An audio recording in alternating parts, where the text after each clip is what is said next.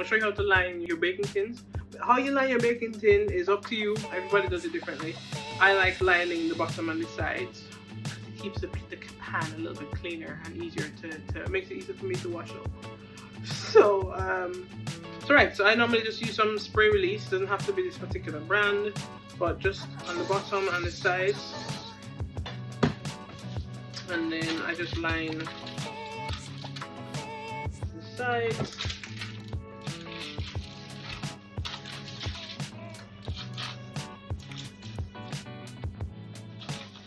Bottom of this, and in the bottom now, you take one square sheet, fold that in half, just a little trick, then fold that in half again, and then kind of fold it towards the